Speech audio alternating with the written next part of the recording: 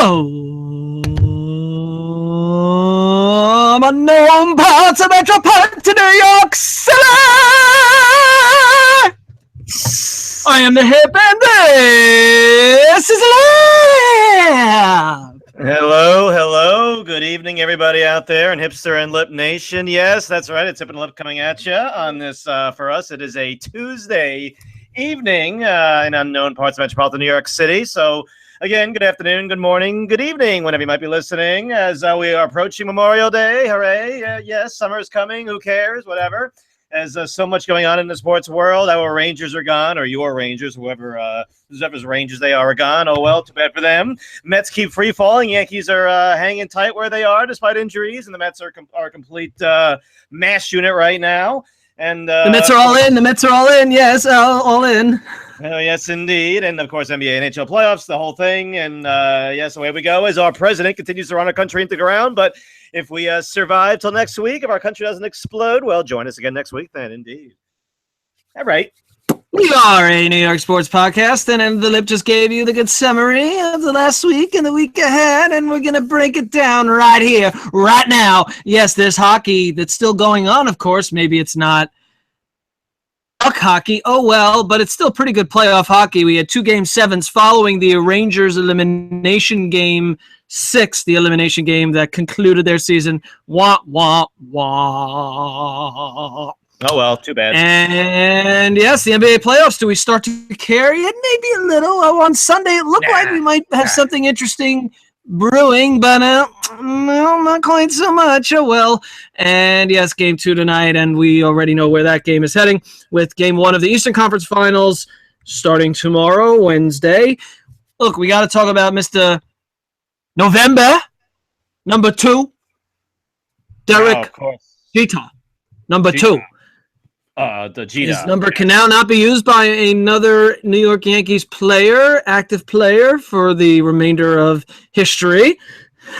And yes, the New York Mets. So let's get right to it. Okay, so look. No more single digit with the Yankees. Last episode, the New York Rangers were facing elimination, Game 6. We broke down the series up until that point. Ottawa led for a total of like a dozen minutes or 18 minutes. Ish for the entire series through Game 5. And then here we are, Game 6, and the Rangers, well, they never had a lead in this one. So, oh well, I feel like it was a microcosm of their regular season, especially their inability to score at home. That was something we've talked about on occasion throughout the several months. And yes, they come up short. No lead in this game. Rangers go down. Some mildly decent chances at the end at best, but oh well, now Ottawa's playing Pittsburgh in the Eastern Conference Finals. Indeed, take it away. Yes. Well, I mean, the Rangers, I couldn't believe it, their lack of intensity in the beginning of that game. I mean, you would have thought that coming into Game 6 elimination game that they would have came out and would have thrown the kitchen sink at Ottawa. Instead, Ottawa took it to the Rangers, and it was just really a terrible performance by a flawed New York Ranger team in Game 6. I mean, honestly, the theme for me, and we talked about this the last show, was how Ottawa would score immediately after the Rangers would multiple times in this series. And to me, they were big goals and turning points in the series. Going back to Game 2 when the Rangers are up 3-1, Ottawa scores less than a minute later. Game 5, I talked about this last show, this specifically, Rangers go up 2-0 in Game 5, had a chance to me, step on the throats of Ottawa and really take command of that series. If they win that game, I think they win Game 6, to be honest. I really do. And less than a minute later, Ottawa scores a terrible goal to make it 2-1. And, the Rangers were just not the same in that game. And, of course, we know about how that game finished. And then Game 6, Rangers are down 2-0. They score in the second period to make it 2-1. The Garden's alive. The fans are loud now. The Rangers, you would think, would gain some momentum from that. And not so, as Erik Karlsson. Not really, no. Yes, Erik Karlsson would score about 2.5 minutes later. And that was it. I mean, that was a game-winning goal. I mean, fitting that Erik Karlsson, who had a phenomenal series again, well, a phenomenal games 1, 2, 5, and 6, games 3 and 4 didn't do too much, but games 1, 2, 4, 5, and 6, he was absolutely phenomenal for that team. Really, as close to a one-man team as you're going to see in the NHL at any point, in any era, any point throughout NHL history. I mean, that's how good he has been. And the Rangers were, in the third period, they came out guns blazing, kind of like what you would have expected from them in the first period. Yes, you would have thought. Chris Kreider finally shows up in the playoffs. Oh, where was Chris Kreider this whole time? Well, I don't know. He finally emerges in Game 6. He scores, or at least in the third period of Game 6, scores an early goal. The Rangers are all over Ottawa the rest of the game. They're just hanging on for dear life, is Ottawa. And really, for me, a microcosm of Chris Kreider and his whole career. As good as he was in that third period, he had an opportunity. It was about 2 minutes to go, maybe a little bit less than 2 minutes to go in the third period. He has the puck coming down the left wing. We know how fast he is, how great speed kind of a skater he is.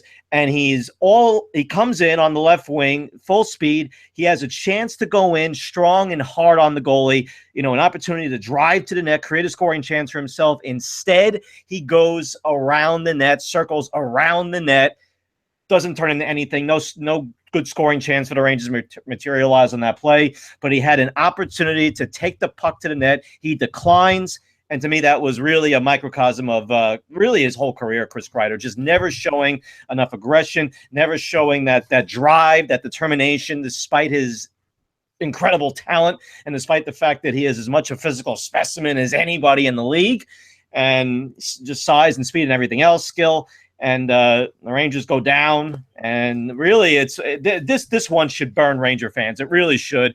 This was as terrible a loss as I can think of. It really in the Lundqvist era since that 2006 lockout. This is as bad, if not the worst loss the Rangers have suffered in the playoffs. I'm not going to go out and say the Rangers were a better team because Ottawa won in 6 games, so Ottawa was the better team. But the Rangers had more depth than Ottawa. They had an edging. They should have had an edging goal. Lundqvist did not play great in Game 6. Was too deep in his net on that Karlsson goal. It's been this. That's just the way he plays. It's always been his style. That's fine, but it's just it hurt him on that game-winning goal. And the Rangers really should have won this series if they would have executed better. If they wouldn't have taken penalties when they did it. They didn't, allow last-minute goals like they did in Games 2 and Game 5. Rangers had every opportunity to put a stranglehold on the series. They never did, and that's why they came up short. That's why they came up losers again, as they consistently are a team that's good enough to make the playoffs, consistently a team that's good enough to make a run in the playoffs, win a round or 2. Or 3, get to the Cup Finals like they did a few years ago, but they're just never, ever, ever, ever good enough to win it all. And that's been the story of Glenn Sather, at least since the second to last lockout, the story of the Lundqvist era. And who knows if it's ever going to change, at least in the very short term. So Ranger fans, this one you said that this loss burned Ranger fans more than any other in a long time. When you say that, are you referring to the series? Because if you want to pick out a game, I think you have to take Game 5. I mean, if you're going to isolate a game that they lost. I see. Okay. But Game 5, but there's a particular game in the series. Game 5, I mean, you win that game, and I think they win Game 6. I do. Because I think that they scored a goal. Yeah, and they scored a goal in overtime. It was a high stick, but it would have won the game in that overtime in Game 5, and sure enough, it's overturned, and rightfully so. And then they lose that game, and thing can happen in an elimination game. You can't rely on that, and why they came out pretty slow to begin with is anybody's guess. But maybe it's because they chose to play Tanner Glass again. Oh, maybe that's the reason why the Rangers lost the series. Of course. Well, his fault. Blame Tanner. I mean, Tanner had no impact in that game. 0 impact in Game 6. So I'm not gonna rail on Alain Vigneault for that. But I mean, they were out. I don't know. Alain Vigneault had a tough series also, as did Derek Stepan, as did Rick Nash, who may have been playing injured, but Rick Nash had a terrible series. I know it's taboo now to criticize Nash because he's always the scapegoat. He's always the guy that people look to criticize. You know what, Rick Nash had a miserable series. He made zero impact in most of the games in this series, and you have to look at him. Not just him. You look at JT Miller. You look at Kreider. You look at Stepan. You look at Mark Stahl and Dan Girardi, who are, shells of what they used to be. They give you everything they got, but they cannot carry both of those guys next year. You blame the coach for, not pushing the right buttons at the right time, not having the right guys on the ice at the right time. I mean, it's just a combination of things, and the Rangers really are going to have a long summer of self-reflection after that one, because, again, it was a bad loss, and now you could have been playing a decimated Pittsburgh Penguins team, maybe with an opportunity to go to the Cup final. But, again, a missed opportunity, and this one should stick in the craw of Ranger fans. Picture bad of a, or as tough as a picture as you paint for the Rangers and Ranger fans, and how they, year after year, they can win a series or two, but they can't seem to break through. Always a bridesmaid, never a bride. But how about the Washington Capitals? I mean, if you're gonna speak so passionately about how tough it was for the Rangers, I mean, it's the Capitals are just to an exponential degree in comparison to the Rangers with respect to that, because they're a better team on paper by far. And yet, when was the last time that they were even in the championship? The Washington Capitals. This is a team that's this is a team that's been at the top of the division. How many years now in a row? Three President's Trophies in the last 9 years, whatever it is. In the 3 President's Trophies, though, in the Ovechkin era. And they've made the playoffs, I think, every year since 2008. They made the playoffs every year? Every year since 2008. Yep. And they've been to the finals 0 times each year. Conference finals they've never been. Think about that. Never passed the second round in the Ovechkin era. Think about that. I mean, that is remarkable. And this was the year that they had a chance. They had a chance. Game 7 in Pittsburgh and at home. Game 7 at home and a big bagel. Whoopsie doo. 0 goals scored. Oh well. A big bagel, a big donut. So, let's put the icing on the donut to conclude their season. Ouch, that sucks. So, Capital fans, I mean, that's a lot, that's exponentially more frustrating than for Ranger fans, because the Capitals have a better team and have had a better team consistently. But they also were the unfortunate victims of a terrible playoff format in the NHL. And that's, the Rangers, everything you heard about the Rangers going into their series, they lucked out, playing Ottawa. Everybody picked the Rangers. I mean, they were favorites to win the series. Everybody was picking them. And, I picked Ottawa just because I can't pick the Rangers. I'm not going to sit here and pat myself on the back because I would have said on paper, I have to pick the Rangers, but I, of course, couldn't. But going into this series, I mean, the Rangers were at an advantage because of the fact that they were in the Atlantic Division bracket. The Capitals had to again play the Penguins in the second round. I mean, that should have been the conference finals, not the second round matchup, because of the stupid brackets thing with Gary Bettman in the NHL. But to your point, the Capitals, they loaded up this year. This was the year that they were going to go. I mean, they've been going for it every year in the Ovechkin era, fine. But this was the year they bring in Shattenkirk at the deadline. I mean, they made a few other moves. They said this has to be the year, right? How can it not be the year this year? And I will say that third period, and Washington was very good in Game 5. Great in the third period. They dominated Pittsburgh in Game 6, and everybody's saying, "Oh wow, Washington's going to run roughshod over Pittsburgh in Game 7." How can they not? Look at how they played in Game 6. And instead, the Pittsburgh Penguins up a goal. Now, the Capitals, I thought, played okay in the first 2 periods, pretty well in spurts. In the third period, you think that the Capitals are going to be all over the Penguins, right? They're going to throw everything at them. They're going to come out guns blazing. Instead, the Penguins played as good a period of hockey that I can ever remember. They put on a clinic in that third period. They were so good. They were so structured. They were disciplined. Their forecheck was relentless. Washington couldn't get any good opportunities. They scored a goal for good measure to put them up 2-0, which just sucked all the life out of the Capitals. I mean, they didn't have really much life at all in that third period anyway. And the second goal was off an Ovechkin turnover. So here's the criticisms of Ovechkin. Oh, he can never get the job done in a big game. Always comes up small, can't win, yada, yada. it's not all on Ovechkin. It's not fair just to pin it all on Ovechkin. It never has been fair to pin it all on him. Lots of culprits on that team. Nicholas Backstrom, where did he go? Tara, really just not a good series at all for him. I mean, you can go down the line with that team. But that third period, the Pittsburgh Penguins put on a clinic. They were absolutely phenomenal. They outshot the Capitals. Capitals, again, had like virtually no good scoring chances. The Penguins were phenomenal in that third period. Just had to get that out there. And now they're tied 1-1 with the Ottawa Senators after 2 games. Just like that, we are already in the conference finals. And Ottawa took game 1 in Pittsburgh in overtime 2-1, and then Pittsburgh won game 2 just yesterday. So we are even and going back to Ottawa. Yes, and the Penguins' defense is decimated. I mean, they lost Trevor Daley last series. Then they may now be out without Justin Schultz. They've been without Chris Letang. Their defensive core is decimated. I mean, I think the Penguins still are going to win this series. I picked them before the series began. I mean, everybody did. I mean, I can't, in my right mind, think that the Ottawa Senators are going to beat them. I guess it's still just a lack of respect for that team, granted. But the Penguins are the defending champs, and the way that they played against the Capitals, I mean, really was incredible, the way that they beat them in that Game 7. So I still think they win, but their defensive core right now is absolutely decimated, and they're going to have to play better. And I thought they played a solid Game 2, a very lackluster Game 1. And I think if they win Game 3, I think you might be able to close the book on the series.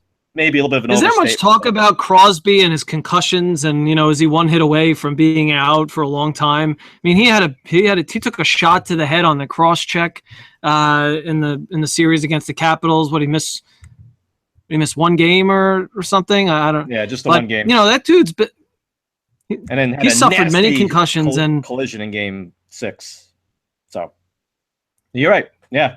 So they lose him. There was a lot of criticism actually about that. I don't know if you heard. I mean, there was a lot of criticism about the way that they handled that whole situation. Sure. That, the NHL now has the concussion spotters, and where were they? How come they didn't yank Crosby off the ice? And then there was conflicting and contradictory information coming from the Penguins. Oh, we looked at him. No, we didn't look at him. No, we did. He passed the baseline testing. I mean, it's really the NHL has. I mean, they like to pat themselves on the back and crow about how they're the leaders of the concussion research, and that they're at the forefront of trying to figure out a way to stymie concussions and treat them and prevent them and everything. And the NHL got absolutely destroyed. And you know what? Rightfully so. They deserved all the criticism that they got for the way that they handled the Crosby situation in Game 6. After that was just a nasty collision into the boards that Crosby took, and he should have been immediately removed from the ice. Give him the testing. If he passes, he's fine. All right, send him back in. But the fact that he never left the game was just remarkable. At least it did not look like he did, even though the Penguins were like, well, he did, he didn't. It was just ridiculous the way the whole thing was happening. Ridiculous. So let's move on to some NBA. Oh, that sport, yes.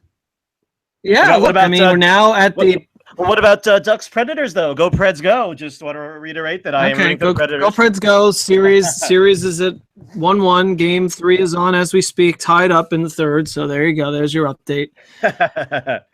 And Mr. Carey Underwood. We're at the point now where we have the Eastern and Western Conference Finals both underway. I thought it was weird that the NBA chose to have Game 1 of the Western Conference Finals take place before the Eastern Conference Finals series actually concluded. Because Game 1 of the... We've seen that before. I'm not saying it's unprecedented, but I think they shouldn't do that. I think it's just I agree. Unfair advantage to the Western Conference Finals team because they just get more rest. I don't like it. Well, I think both the Spurs and the Celtics will be fine when they both sweep through the Warriors and the Cavaliers, right? Oh, wait a minute, never mind. The Spurs had a chance on Sunday. They were up 25 points early in the third quarter. Mr. Leonard goes down 2 times, 3 times, left ankle, right ankle. You lose track after a while. Is he staying in? Is he not staying in? Finally, he can't stay. I think he stepped on a player on a player's foot, on David Lee's foot on the bench, I think it was. And the final twist, if you will, that resulted in him not coming back, and as a result, the Golden State comes roaring back. Unsurprisingly, is able to squeak it out in the end, do just enough. And so, what could have been a huge Game 1 upset for San Antonio? What a team to just even be in that position at that point in the game in Golden State is remarkable. To be up by that many points. Well, I mean, they are in the Western Conference Finals. I mean, you would hope that they would put up a little bit of a competitive fight, but they were up by 25 points. Yeah, and you just look at the makeup of that team, and it just continues to surprise you that they can still be so effective.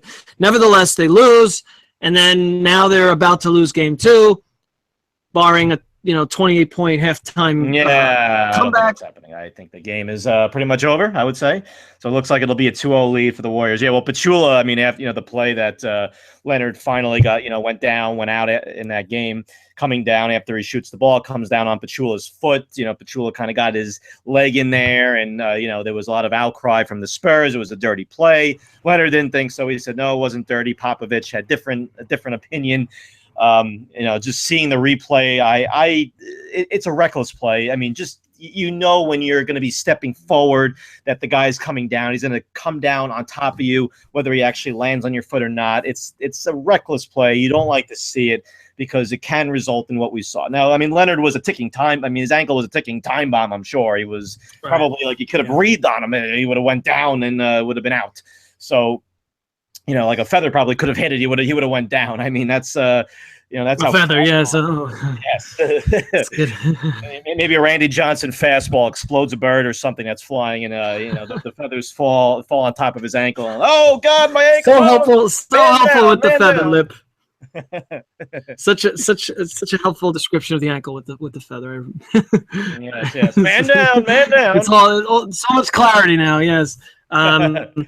All right. Well, look, I mean, setting up the likely, Cleveland Golden State final. Of course, Cleveland still has 4 games to win, and they are starting at Boston. Remember, Boston was the 1 seed, and Boston bested Washington in 7 games in the conference semifinals, which took place last night. Right. Yeah, I was rooting for the Wizards. I can't root for Boston. I can never root for Boston. So I was, not that I love the Wizards, but I was rooting for them. And that they had a lead. The Wizards had an opportunity to win that game yesterday. And I mean, John Wall had a terrible fourth quarter. Did not have a good game overall. Had a terrible fourth quarter though. I mean, it was Beal that was keeping him in that game the whole time.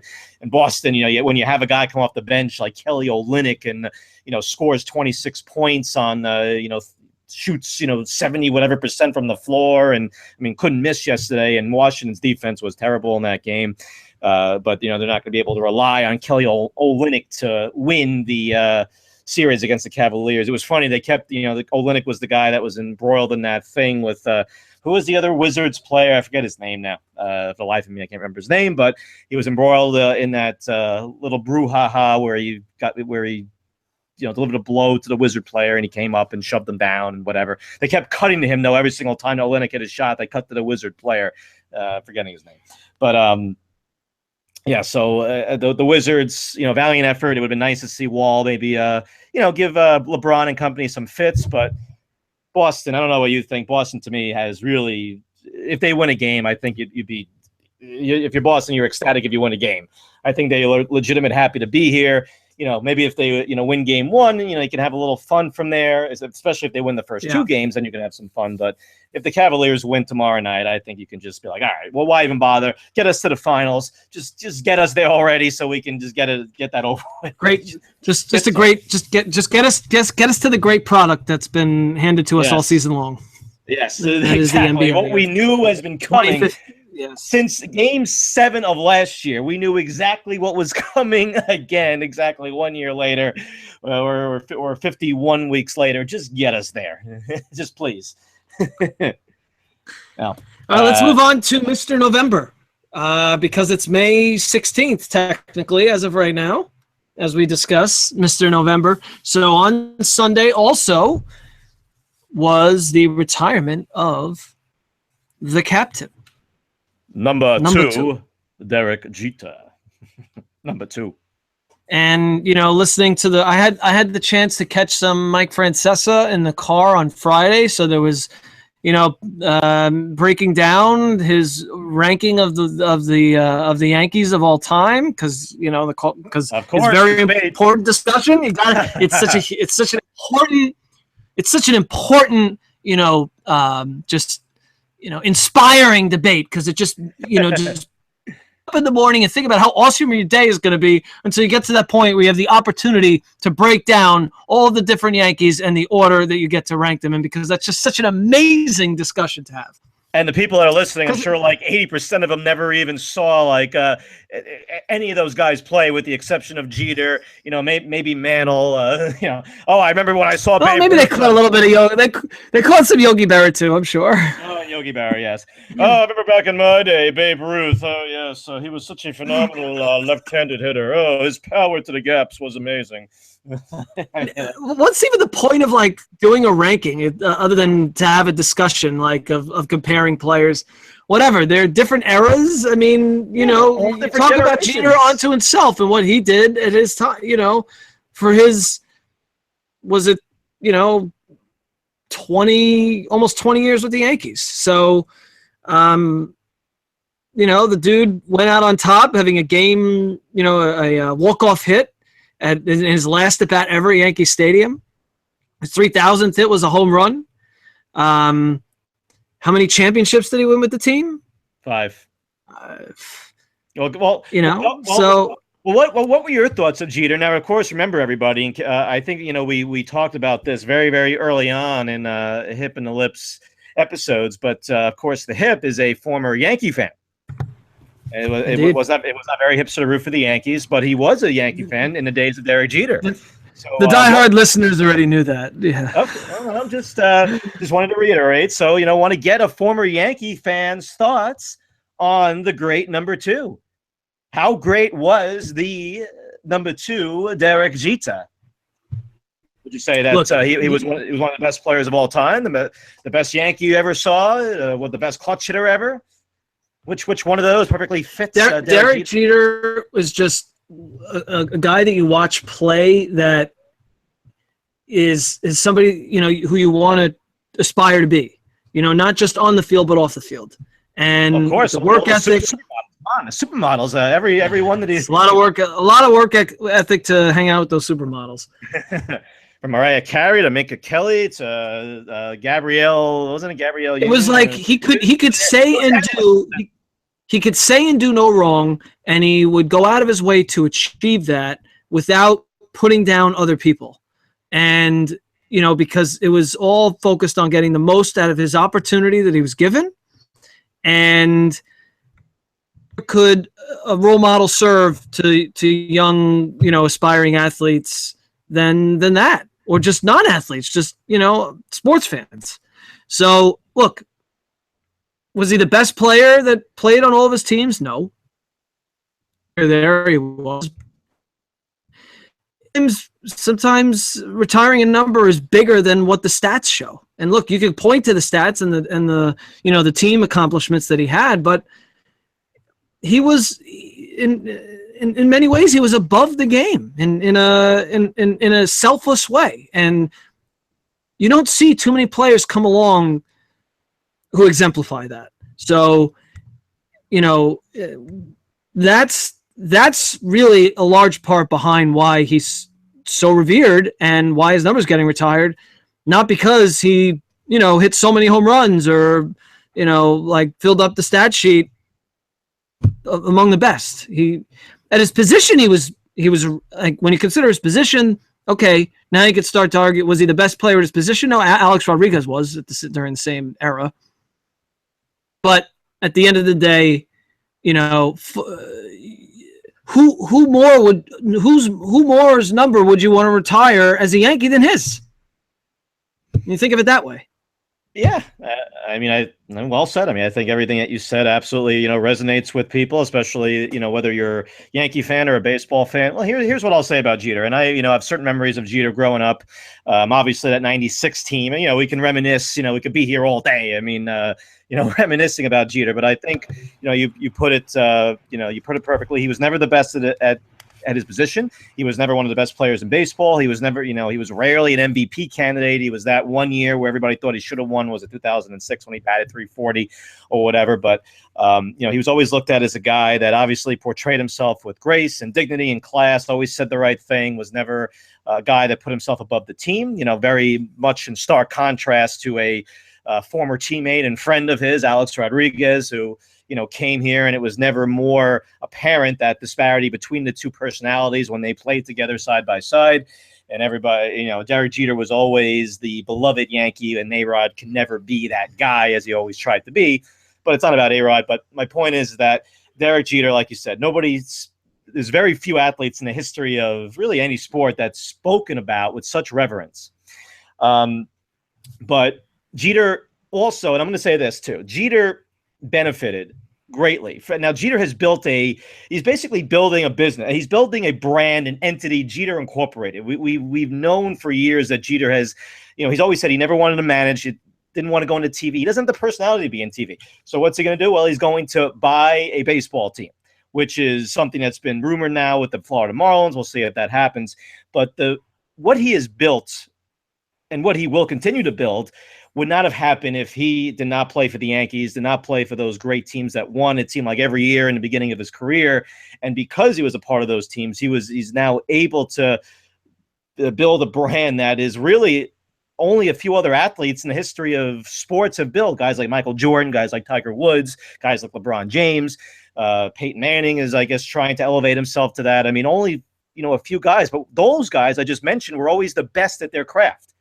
Derek Jeter never was. So Derek Jeter has done a phenomenal job of, kind of mortgaging what he accomplished with the Yankees and building it into the brand that he has and will continue to build.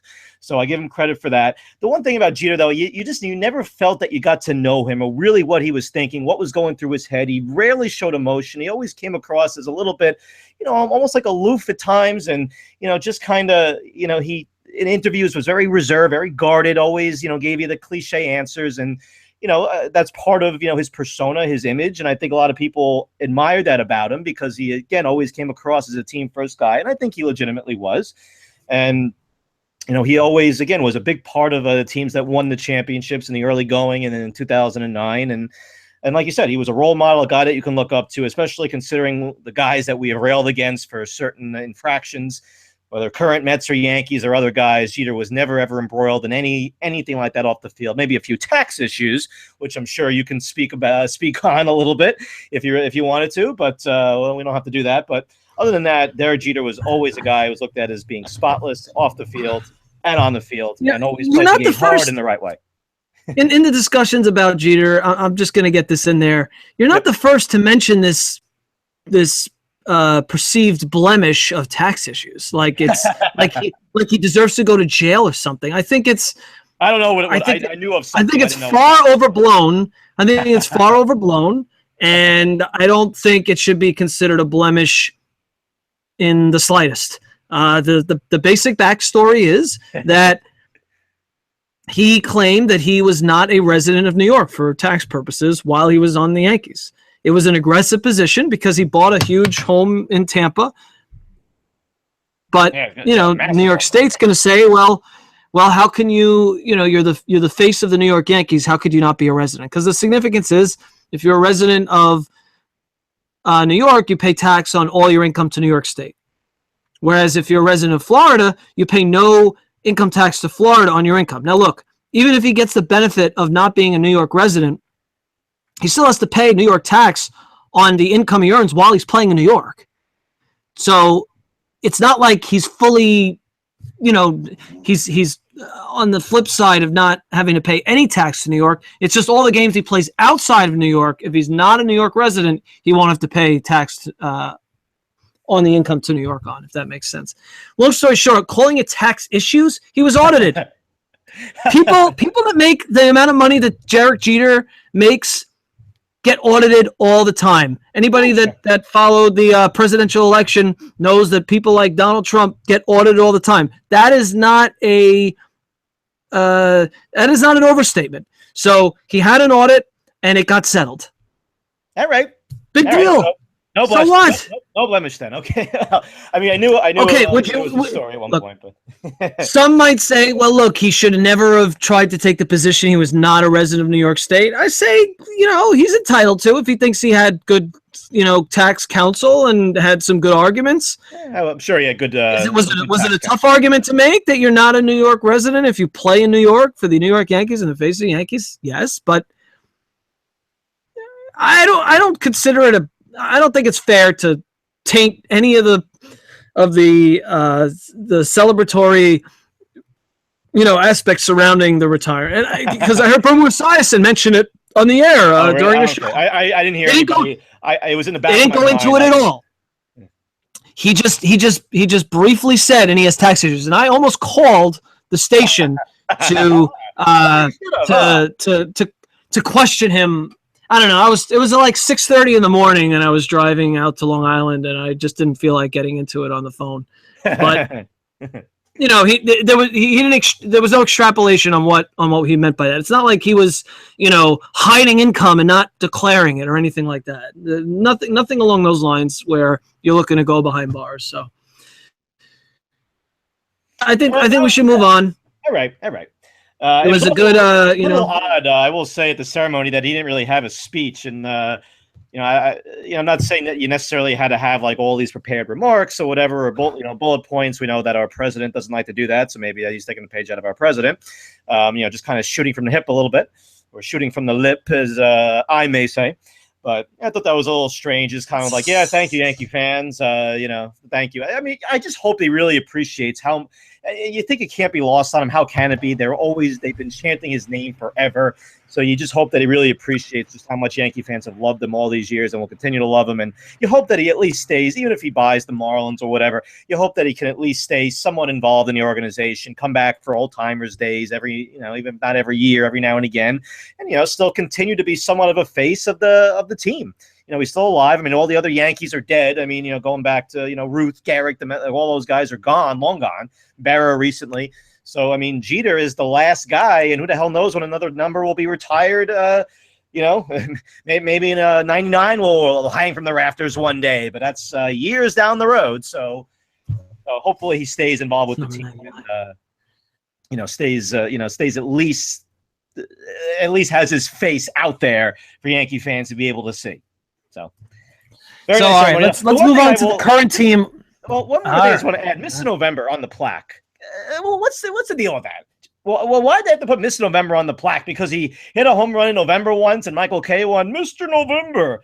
I mean, Reggie Jackson was Mr. October. Yeah, I only said it right. Yeah, no, I know. I like mockingly. Well, or even if not, but like I'm just still questioning it. Like, why they had to put that on his plaque? The captain, fine, he's the captain. Like maybe something else, Mr. Clutch or whatever. Mr. November because he once hit a home run in November, and the only reason was because of 9/11. That's the only reason that he was able to hit a home run in November. Otherwise, this World Series would have ended in October like it always used to. I know now it goes in November a little bit because of the wild cards, but it's just I don't know. I was like, really, Mr. November? Yeah, I don't really. I don't think it really made any sense either. But, oh well, I have to agree with you on that one. All right, Keys on the that are playing now, right? With number 99.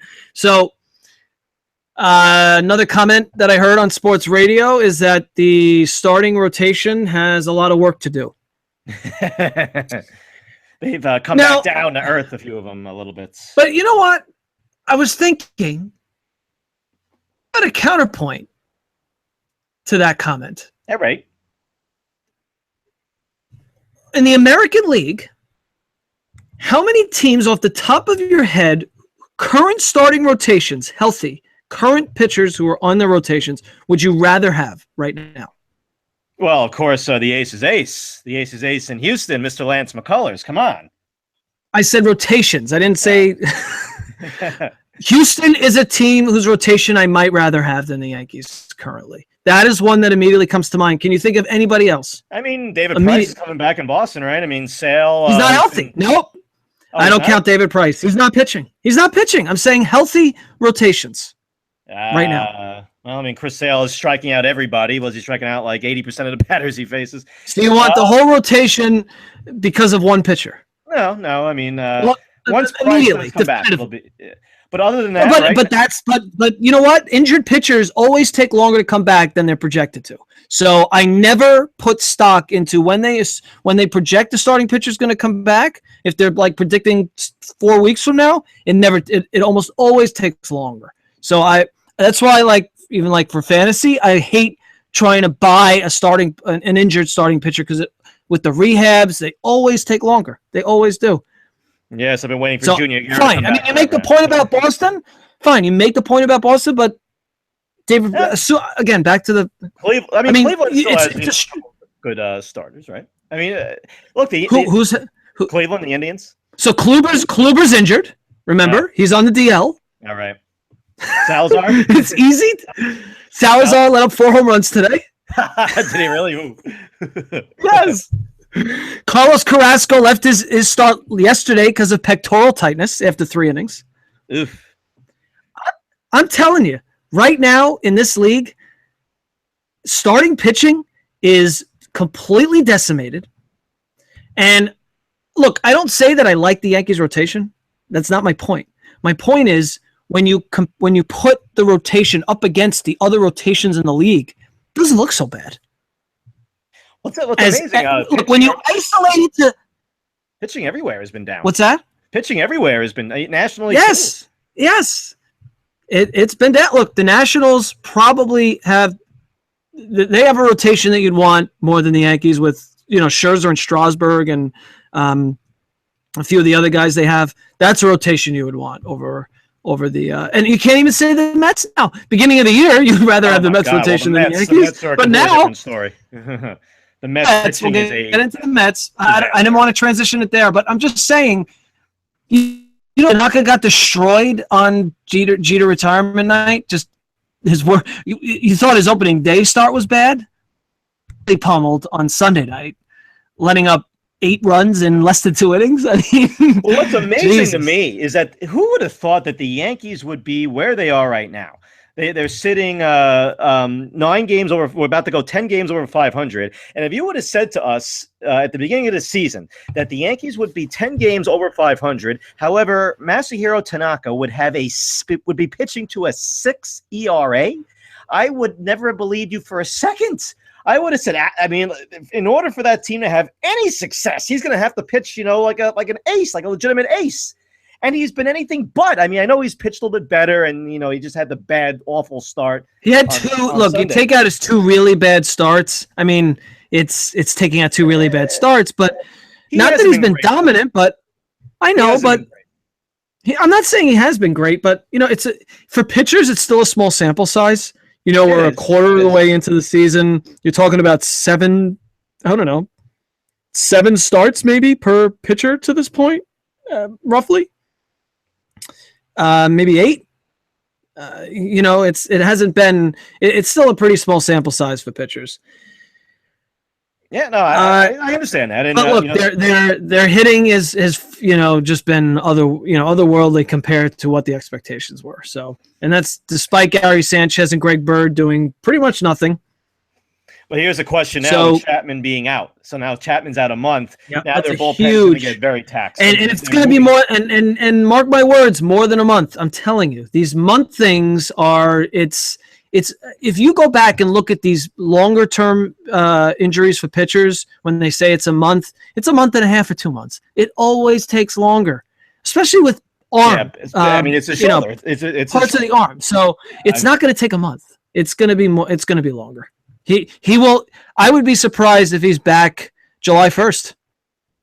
I would say at this point, it's the middle of May. I would agree. I mean, I'd be shocked if he's back. I agree. I'd be shocked if he's back in a month, especially considering it's not like it's a non-pitching shoulder or But one difference.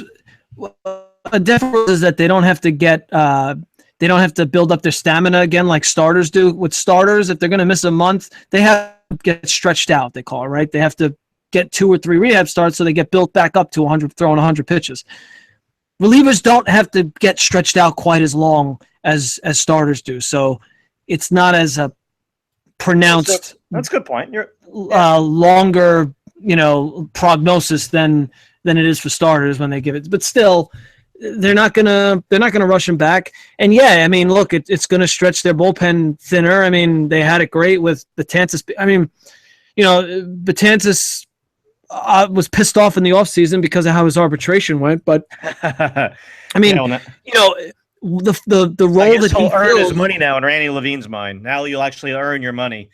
But see, he's not gonna. He was almost in a way more valuable in the role that he was serving as a setup man, pitching the 7th and 8th and bridging the gap from this questionable rotation, like many other rotations, to Chapman. Now they're not going to have that. I mean, it's going to be a piecemeal job, and that's going to hurt. It's going to show. It's not going to show in one game, but it's going to be part of the Yankees coming back to earth a little bit, as will their offense. We all know that. So at the same time, maybe the starting pitching will actually rebound a bit.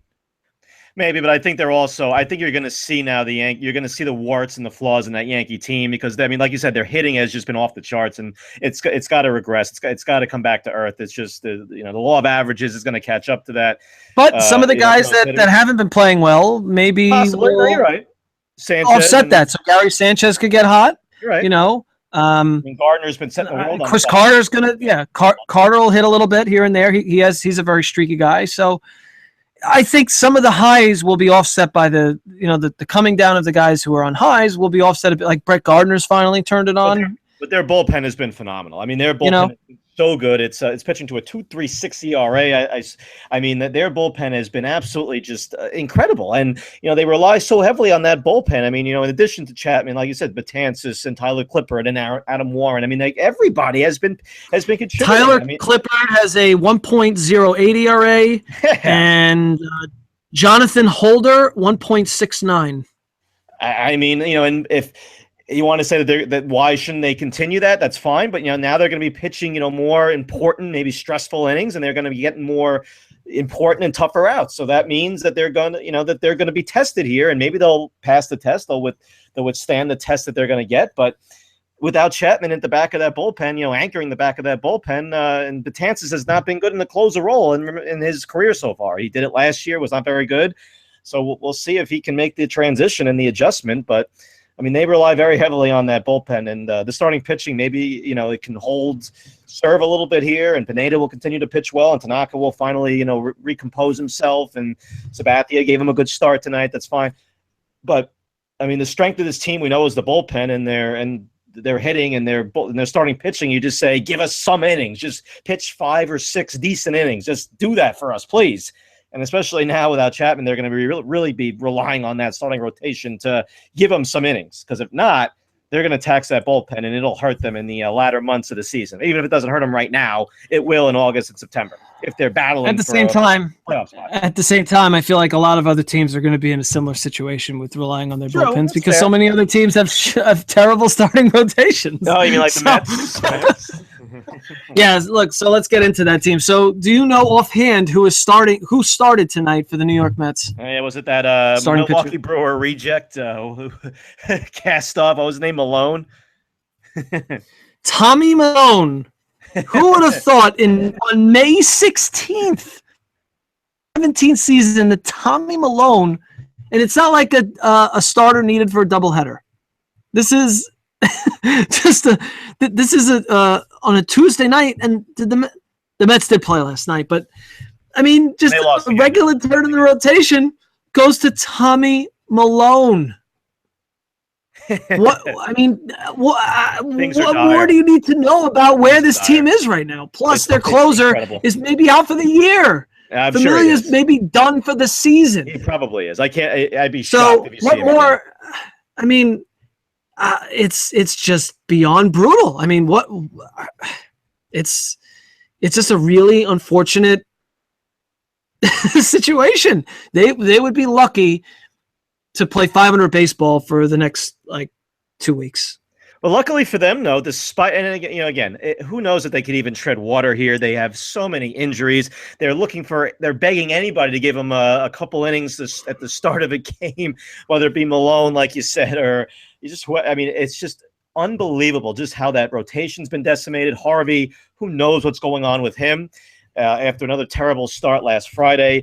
I mean, DeGrom, he strikes guys out, but even he's just struggled with, Syndergaard. Who knows if when he's coming back? Matz, Lugo, don't even mention them because who the hell knows if they're even coming back this year either. Matz is he's pitching extended spring training, so he's slowly working his way back. But my guess is at some point along the rehab, another issue will pop up because it always does. That's just Steven Matz. It always does. It always does. Cespedes and Cabrera, and it's just Duda, just came back. It's on and on with that team, and it's killed them. But their one saving grace is the National League is so mediocre. Forget about the division at this point. Washington's probably going to run away with it. So, they're 8 back in the loss column. Forget about the division.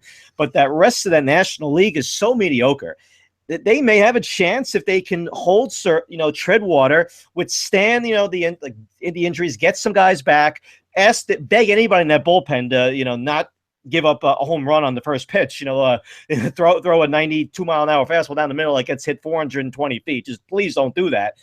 Like it seems like they do every night. Their bullpen has been atrocious. And if they can, somehow make it, through the All-Star break and be within a couple of games of the wild card, then maybe they can get some guys back and maybe, just maybe, make a run at it. But this very well could be a lost season for the Mets. And if it is, it would be a real shame because they put all their eggs in this year's basket. They really did. And who the hell knows what they're going to look like next year. So it's a shame. It stinks for Met fans. I said to Met fans a few weeks ago, come back from the ledge. If you're back on the ledge, I got nothing to say to you. I got nothing to say. I really don't. Look forward to next year. Wait till next year. We'll get them next year. That's what I got to say to you. Otherwise, I got nothing because it's that bad right now. Yeah, it's bad. It's bad. Mediocre National League. Hips a moment of zenith. Speaking of bad. Well, we've now had this particular gentleman as a theme of our hipster moment is zenith multiple times. So what's one more time, huh? So the NBA lottery was only one more time, I'm sure. Only one more time. We promise, or maybe not. So wink, wink. The NBA lottery was tonight. The Knicks, yes, that other disaster that is a New York sports franchise, the New York Knicks amongst many. Everybody was hoping maybe the Knicks will get lucky. Maybe it'll be like 1985 and Patrick Ewing and the ball bounces and we get the number 1 overall pick. And a certain New York sports talk show radio host by the name of Mike Francesa, second time that name was uttered during this show. So, yes, Mike Francesa, at the very beginning of his show today, I got to listen for about 5 minutes. And, of course, he started by saying, I have a very good feeling about the Knicks tonight. I think something's good's going to happen. Maybe it's Walt, him being there, good luck charm. I have a good feeling about the Knicks tonight. I think they're going to get one of the top picks. I really do. Sorry, Knicks fans. As soon as Mike Francesa uttered those words, every Knicks fan just smacked their palm on their forehead in absolute disbelief, saying, really, you mushed the Knicks? Really? You had to say that and completely jinx and mush the Knicks? Sure enough, the Knicks get the number 8 pick in the draft for this year. Not number 1, not number 2, not number 3, and not number 4. Number 8. So enjoy, Knicks fans. We'll get a halfway decent player that'll maybe score, maybe 13 points, average 4.5 assists, and shoot 43% from the field, and we can all jump for joy at whoever the hell that player is. Is there even like a consensus number 1 pick for this upcoming draft? I think that guy from Washington, Fultz. I think he is. I wouldn't say a consensus, not like the defensive end from Texas A&M in the NFL draft, or Connor McDavid a few years ago in the NHL, or Austin Matthews, whatever. But I think Fultz is the guy that everybody's expecting will go number 1. The guy. A lot of point guards. The Knicks are in dire need of a point guard. Maybe they can get lucky if De'Aaron Fox, the guy we've talked about prior, the Kentucky point guard, maybe he'll fall to them at number 8 if they can only get so lucky, and they can pick him, because I think he'll be a really good NBA. I think he'll be a very good NBA player. But who the hell knows what they'll be able to do with that pick? Again, they'll get a decent player, but they probably won't get a a franchise-altering, changing type of player like maybe one of these other guys at the very, very top can be.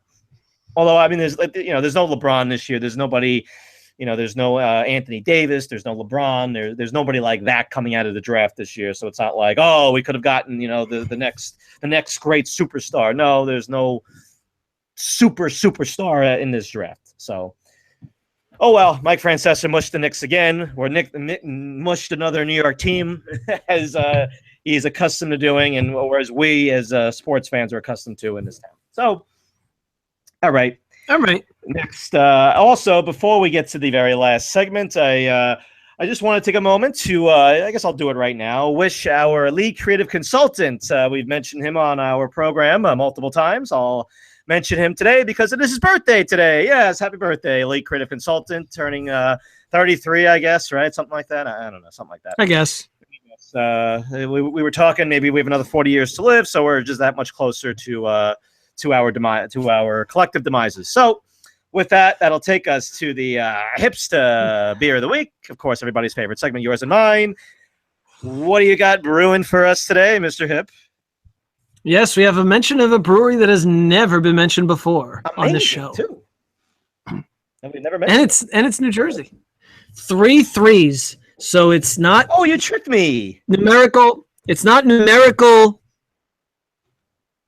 3-3. It's the word 3, and then the numerical 3 apostrophe S. 3 threes Brewing Company, and the beer is Chaos IPA, KAOS. See, I thought you were going to say the Brooklyn threes. That's what I thought. That's where I thought you were going. Nope, different brewery. That's threes, THREES. This is 3 threes. And they are located in Hamilton, New Jersey, which is basically southern central New Jersey. I don't know if I've ever seen any of their beers canned or bottled, but it is on draft, definitely in New Jersey, and I believe also in New York City. I could not find a description for this particular beer, admittedly. I looked on 3 threes does not have a website. They're only on Facebook. Or the Instagram sites. They don't have their own actual URL. So I couldn't find a description of this IPA. But I had it on draft 2 Sundays ago. Wasn't amazing, but it was serviceable enough to mention because we want to try to work in all the craft breweries that are in the metropolitan New York City. So there you have it. All right. Good show. So Number 60 in the books. And remember, put it in the books. And remember, it's just a round number. Just like Derek Jeter's not about numbers, we are also not about numbers. It's only a round number. We're all about the intrinsic value, the intangibles, just like Derek Jeter. We, the hip and the lip, yes. Not about the numbers, not about the numbers. the intangible farting and burping ability of the lip in particular. And on that note, we'll see you next time. All right, next.